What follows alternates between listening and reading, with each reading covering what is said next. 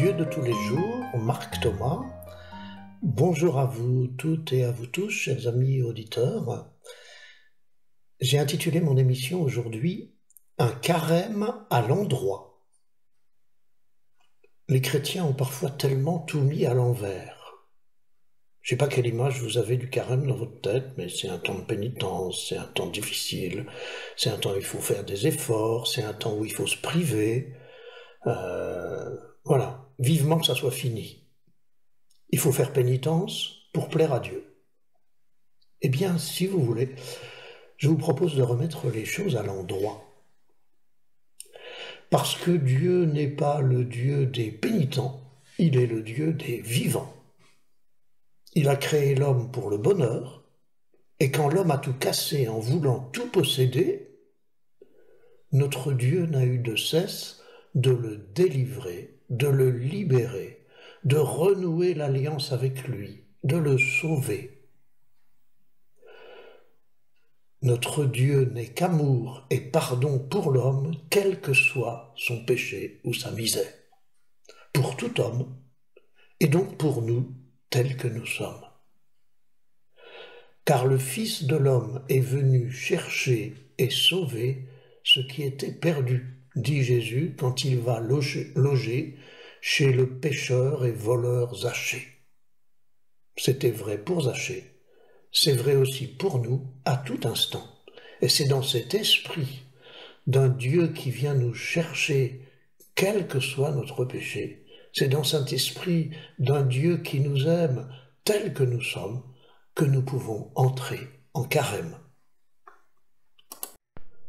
Faire carême, ce n'est donc jamais multiplier les pénitences et les sacrifices pour plaire à Dieu, c'est se retourner admiratif vers cet amour toujours offert, vers ce salut déjà acquis.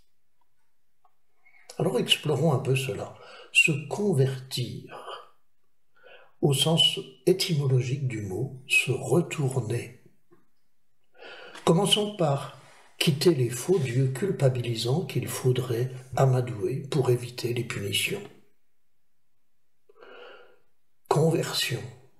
Retourne-toi vers le vrai Dieu, comme la fleur se retourne vers le soleil. Se retourner vers le soleil, vers l'amour, vers le salut, comme on se retourne vers quelqu'un qui vient nous embrasser et nous offrir un cadeau. Comme l'amoureux se retourne vers son amoureuse, comme des enfants et des parents se retournent pour se jeter dans les bras l'un de l'autre, se retourner vers l'amour offert, accueillir le salut déjà réalisé, se retourner vers nos valeurs, vers nos désirs les plus sincères, se retourner vers nos espoirs d'être heureux, de réussir nos vies et oser y croire, se retourner vers les ressources que nous portons en nous, auxquelles parfois nous ne croyons plus trop, se retourner vers nos ressources pour faire grandir la confiance en soi, se retourner aussi vers les autres, celles et ceux avec qui la bienveillance est la règle, se retourner vers les personnes de confiance et construire avec elles des relations saines et fructueuses. Se retourner vers la lumière pour quitter les lamentations, les récriminations, les méfiances, les l'a-dit-l'a fait. Se retourner vers les étoiles qui brillent en nous pour quitter nos fausses culpabilités, les dénigrements de nous-mêmes et tous les défaitismes. Se retourner pour s'épanouir, pour vivre, pour ressusciter la vie en nous. Ressusciter la vie, n'est-ce pas pour la résurrection que le carême a été inventé? Alors bien sûr, tous ces retournements, toutes ces résurrections demandent du travail sur nous-mêmes, des allègements, des lâcher-prises, mais aussi de l'énergie à investir, des entraînements comme le font les sportifs, des efforts parfois, des choix à faire. Mais tout cela, nous le vivons à l'endroit. Il ne s'agit jamais de gagner notre salut à la force des poignets, puisque le salut est acquis une fois pour toutes et pour tous. Notre salut ne dépend pas du nombre de nos prières, du nombre de nos sacrifices, de nos privations. Vivons la conversion à l'endroit, notre salut dépend de notre retournement, de la manière dont nous acceptons d'inverser la machine. Ce n'est pas les pénitences l'essentiel, ce n'est pas les privations, mais ce que ces efforts permettent, la libération, l'amour, le bonheur, la vraie vie, la résurrection. Dans un instant, nous essayerons de traduire dans des exemples un peu concrets ce que peut être le carême pour nous aujourd'hui, dans cet esprit de retournement vers l'amour et dans cet esprit de quête de notre liberté et de notre libération. Mais auparavant, et en lien avec tout ce que je viens de vous dire, je voudrais que nous écoutions ensemble ce chant de Joachim Simas et de Marc Ginaud, « L'amour a fait les premiers pas ».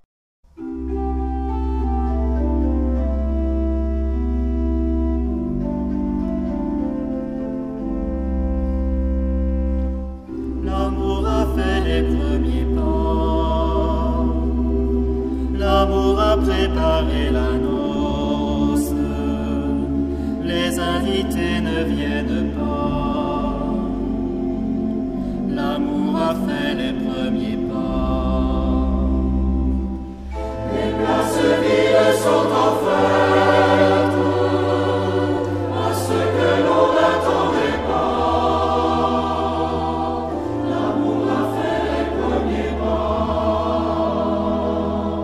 Il nous adresse la parole, il nous invite à son repas. L'amour a fait les premiers pas, l'amour a fait les premiers pas. L'amour a pris la liberté de négliger les convenances. Il s'est chargé de l'étranger. L'amour a pris la liberté. Il laisse les brebis fidèles pour celles qui s'étaient égarées. L'amour a pris la liberté.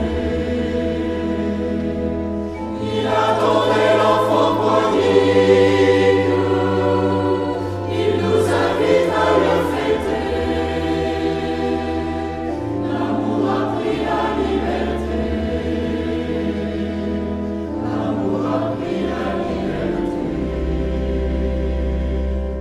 L'amour annonce l'avenir.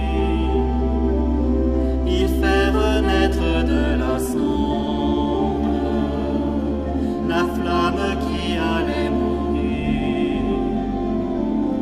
L'amour annonce l'avenir. Il donne le jour à l'espérance. Il fait renaître le désir. L'amour annonce l'avenir.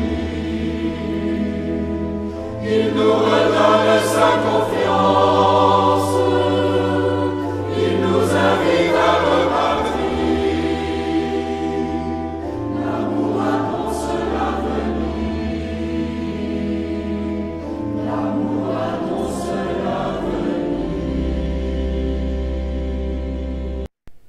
L'amour a fait les premiers pas, l'amour annonce l'avenir. Il nous redonne sa confiance, il nous invite à repartir. Eh bien, repartons dans ce carême de liberté, d'amour et de salut, dans ce carême qui doit nous ressusciter, nous ressusciter. Alors comment? De quelle manière? Eh bien, j'ai pris quelques exemples que je voudrais partager avec vous, puis vous y ajouterez les vôtres, bien sûr. Le carême, c'est comme le grand ménage de printemps. Tu veux être bien chez toi, tu veux vivre agréablement dans un environnement qui respire, Alors tu fais la poussière, tu aspires, tu ranges, ça te demande des efforts, mais ensuite, quand tu t'assieds sur ta varangue ou dans ton salon, tu te sens bien chez toi. Le carême, c'est comme l'enlèvement des mauvaises herbes dans le jardin. Tu veux que les fleurs et les légumes et les fruits s'épanouissent? Alors tu acceptes de suer beaucoup parfois pour gratter, pour arracher, pour couper. Mais le but n'est pas d'enlever les mauvaises herbes et de se faire suer. Le but est bien d'aller à la récolte des fleurs et des légumes et des fruits. Le carême, c'est comme le tri des affaires quand on déménage. Occasion de s'alléger de tout ce qu'on a entassé d'inutile, de s'alléger et de passer à une autre étape. Alors tu prends du temps pour trier. Qu'est-ce que je garde? Qu'est-ce que je jette? Qu'est-ce que je donne? C'est pas facile des fois. Il y a des choix à faire dans ce qu'est-ce que je garde. Il y a des choses auxquelles on est attaché et qui nous ligotent. Est-ce que je vais réussir à m'en détacher? Mais l'objectif, ce n'est pas de se détacher, c'est de s'alléger pour vivre mieux l'étape qui suit. Le carême, c'est comme l'entraînement du sportif ou du musicien qui veulent améliorer leur performance. L'important pour le sportif, c'est de participer à la course, c'est de gagner le match. L'important pour le musicien, c'est le concert où tout le monde va l'applaudir, c'est le concert où il va s'exprimer, où il va exprimer le meilleur de lui-même et de ses émotions. Mais pour réussir ses performances sportives ou musicales, il faut se passer des heures et des heures à s'entraîner, à faire des gammes. C'est parfois difficile, épuisant. Mais le but n'est pas de s'épuiser, c'est bien d'améliorer ses performances. Et c'est bien la joie du concert. Le carême, c'est comme la rééducation chez l'orthophoniste ou chez le kiné. Tu espères marcher à nouveau? Tu souhaites que ton enfant parle et entende pour bien communiquer et pour réussir? Alors il va falloir des séances d'entraînement et de rééducation, parfois difficiles, où il va s'agir peut-être de se faire mal, de se forcer un peu, mais l'objectif, c'est bien de marcher et de courir à nouveau, c'est bien de communiquer de façon audible et relationnelle. Le carême, c'est comme le choix d'acheter une maison, une voiture ou de faire un voyage. Tu désires cet achat, ce voyage, pour ton bonheur et celui de la famille. Alors, tu vas renoncer et te priver d'autres dépenses pour pouvoir t'offrir ce que tu désires. Voilà le carême.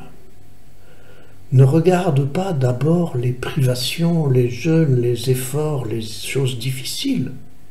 Regarde d'abord où tu désires aller, comment tu désires vivre.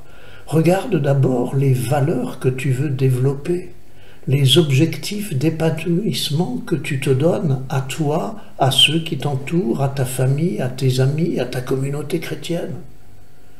Regarde les relations que tu veux améliorer, ces relations parfois difficiles où tu aimerais qu'enfin elles deviennent plus légères, plus constructives.